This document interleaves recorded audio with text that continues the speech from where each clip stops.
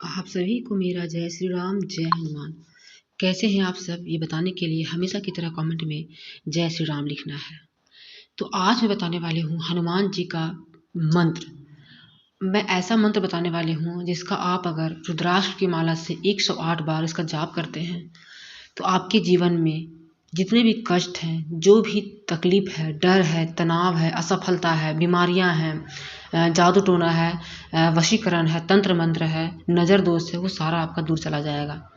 और हनुमान जी का मंत्र को जाप कैसे करना है वो भी बताऊंगी। साथ ही साथ आपको अगर मंत्र को जप करते हैं और उसमें सफलता पाना चाहते हैं तो उसके क्या नियम है, साथ ही मैं उस मंत्र को भी बताऊंगी और मंत्र के अर्थ को भी बताऊंगी।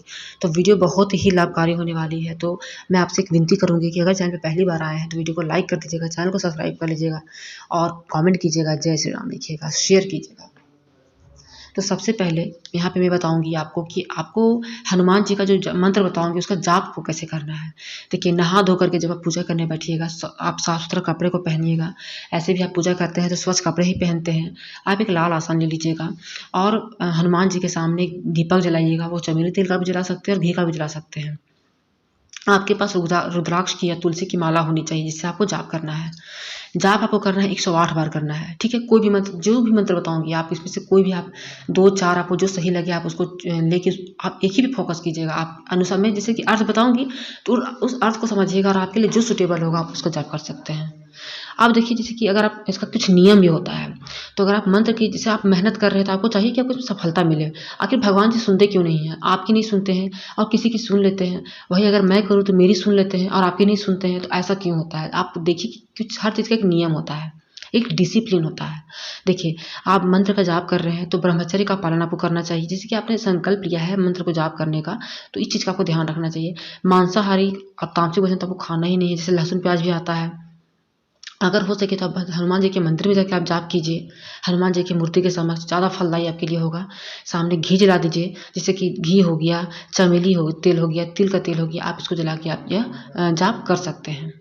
और जब तक आपको ध्यान देना है कि जब तक आप मंत्र का जाप कर रहे हैं वो दीपक जो है वो जलता ही रहना चाहिए।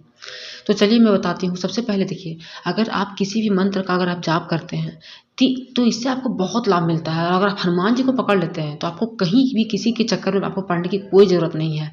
हनुमान जी ही आपका सारा नैया पार कर देते हैं, क्योंकि जो हनुमान जी हैं वो कलयुग में सभी मतलब सभी जो इंसान हैं उनके कष्टों को दूर करने आए हैं।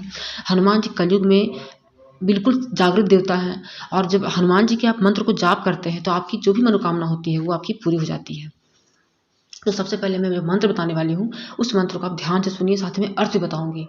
तो सबसे पहला मंत्र है ओम हनुमते नमः, ठीक है। इस मंत्र का क्या फ़ायदा है? अगर आपके जीवन में विघ्न बाधा है सफल और उसमें आप सफलता प्राप्त करना चाहते हैं, जैसे आप मतलब कोई भी, जैसे कि आप किसी चीज़ के लिए मेहनत कर रहे हैं और उसमें बहुत विघ्न आता है, जैसे शारीरिक कष्ट आता है या आपके पारिवारिक कष्ट हो जाता है, आपको आर्थिक कष्ट होने लगते हैं, आपको बहुत तरह का कष्ट होता है, तो आपको इस मंत्र का उस मनोकामना को ध्यान में रखते हुए इस मंत्र का आपको जाप करना चाहिए।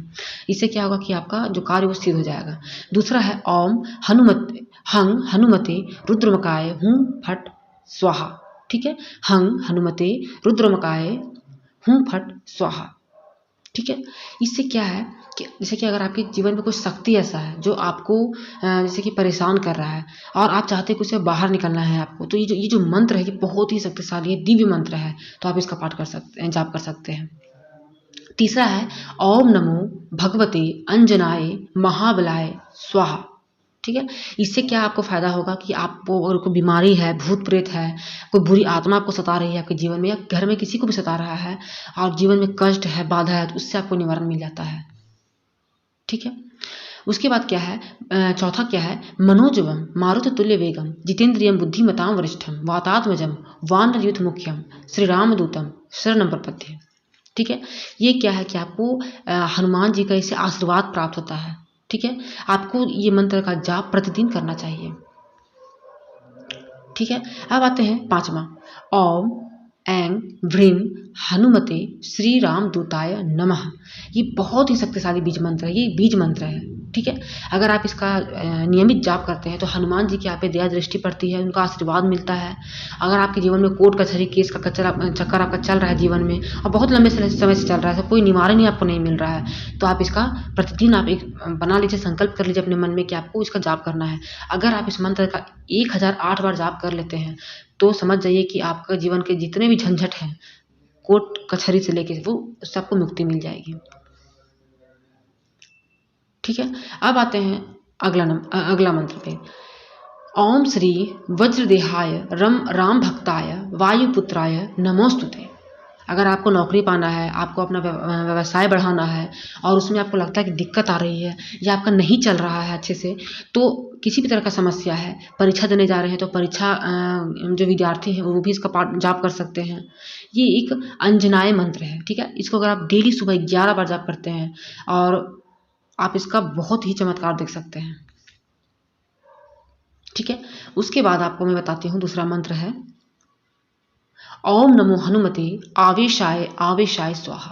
अगर आपके जीवन में कर्ज है, कर्ज से परेशान हो गए हैं, आर्थिक समस्या आपके जीवन में को जकड़ ली है, आपके जीवन में आर्थिक समस्या बहुत ज़्यादा आ गई है, इसको छुटकारा पाने के लिए इसको क्या करना है, आपको प्रतिदिन एक माला मतलब 108 बार आपको डेली 45 दिन तक इसका जाप करना है आपको, तो आपको इससे मुक्ति मिल सकती है। ठीक है, उसके बाद है हंग हनुमते नमः। इससे क्या आपको मिलेगा, जो भय है, डर है, उसका नाश हो जाएगा। ठीक है, इसका अगर आप जाप करते हैं तो आपके अंदर एक विश्वास जागृत होता है, आपके अंदर एक आत्मबल आता है, आपके अंदर एक आत्मविश्वास जागृत होता है, जिससे आपके जीवन में सारे कष्ट दूर हो जाते हैं। ठीक है, तो आपको ध्यान रखना है कि आपको इसका अच्छे से नियमित रूप से आपको इसका जाप करना है। जो मैं विधि बताई हूँ उसको आपको अच्छे तरीके से जाप करना है। आप अपने जीवन में देखिए कि आप अभी किस पीड़ा से परेशान हैं, आपके जीवन में ऐसा भी क्या कष्ट है, उसको आप महसूस कीजिए जो बहुत ज़रूरी है आपके जीवन में और जिससे आपको लाभ हो सकता है, किसी को नुकसान नहीं हो सकता है। आप अपने आप में सोचिए और किसी भी मंत्र को आप 40 दिन तक, 11 दिन तक, 21 दिन तक संकल्प लेकर के आप इसको 108 बार प्रतिदिन पढ़िए। अगर आप इसका जाप करते हैं तो बहुत अच्छी बात है। और अगर आप जैसे कि आपको लगता है कि आपको और हनुमान जी को अपने आप को समर्पित कर देना चाहिए, तो आप ब्रह्मचर्य का पालन कर सकते हैं, लहसुन प्याज को छोड़ सकते हैं, तामसिक चीज़ों से दूर रह सकते हैं, शराब से दूर रह सकते हैं, मीट मछली नहीं खाना है आपको, जैसे मांस मदिरा हो गया, फिर गलत लोगों की संगत से आपको दूर रहना है। और अगर आपके पास है, मतलब ये पॉसिबल है आपके लिए, तो आप इसको मंदिर में जाके जो मैं मंत्र बताई हूँ उनमें से किसी भी मंत्र का आप जाप करें, आपको बहुत लाभ मिलेगा। तो आप इसको देखिए कि अभी आप किस चीज़ से परेशान हैं और क्या बहुत ज़रूरी है जिसको आपको तुरंत अपने जीवन से हटाना है और वो आपके लिए सही नहीं है। तो इससे देखिए मंत्र जाप से क्या होता है कि जैसे कि आप जैसे किसी भी देवी देवता का आप मंत्र जाप करते हैं, इससे वो प्रसन्न होते हैं। ठीक है, उनका जो दृष्टि है, उनका जो ध्यान है वो आपकी तरफ आता है। देखिए पहले ज़माना में क्या था, लोग मंत्र से और साधना से प्राप्त करते थे, वर प्राप्त मतलब वर मिलता था, उन लोगों को आशीर्वाद मिलता था। तो अभी भी आप ये कलयुग में भी कर सकते हैं हनुमान जी के लिए। हनुमान जी की अगर आपको कृपा दृष्टि पानी है, आपको उनका आशीर्वाद लेना है, अपने संकट को दूर करना है, तो आप आप मंत्र का आप जाप कर सकते हैं। साथ ही मैं आपको यहाँ पे एक तरीका और बताती हूँ। जैसे कि अगर आपको व्यक्ति जो रोग से परेशान है घर में, या आप ही रोग से परेशान है किसी भी रोग से, तो जो मैं रोग वाला मैं मंत्र बताई हूँ, आपको एक गिलास से पानी रखना है हाथ में और उस मंत्र को एकदम अपने मुख के सम्मुख रखना है, उस जल को गिलास में लेकर के, जो पूजा घर का आपको जो गिलास बर्तन होता है उसमें, और उस मंत्र को उसमें पढ़ते जाना है। मतलब पानी को देखना है और उस मंत्र को पढ़ते जाना है। मतलब आपका जो भी हवा निकलेगा मुँह से वो आपका जल में जाना चाहिए। और जैसे कि 108 बार आप पढ़ेंगे, पढ़ते जाएंगे, जल में बोलते जाएंगे देख के, तो वो जो पानी है वो अभिमंत्रित हो जाएगा, वो जो पानी से जल बन जाएगा। ठीक है, और वो एक समझिए कि आपके लिए संजीवनी का काम करेगा और उस रोगी को पिला दीजिए, या आपको ज़रूरत है तो आप पी लीजिए।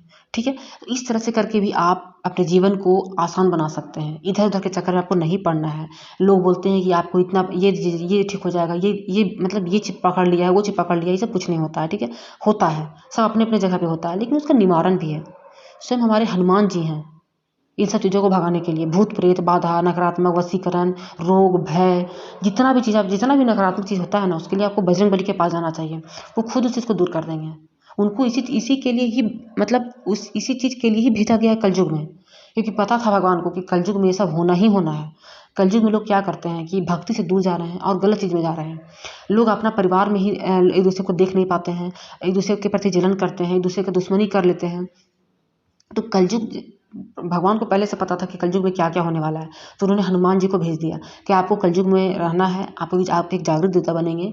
आपको सभी जो भक्त लोग हैं आपको पुकारेंगे, तो आपको जाके उनका जो भी कष्ट है उसको निवारण करना है आपको। तो हनुमान जी यही काम करते हैं। लेकिन देखिए, निर्भर करता है कि आपके अंदर कितना सच्ची भक्ति है, आप कितने सच्चे मन से हैं। देखिए, आप तो मंदिर जाते हैं, तो आप ये मत सोचिए कि आपको बस मंत्र जाप करके आ जाना है। जैसे कि आप पहाड़ा पढ़ते हैं, कहानी किताब पढ़ के चल आते हैं, वैसा आपको नहीं करना है।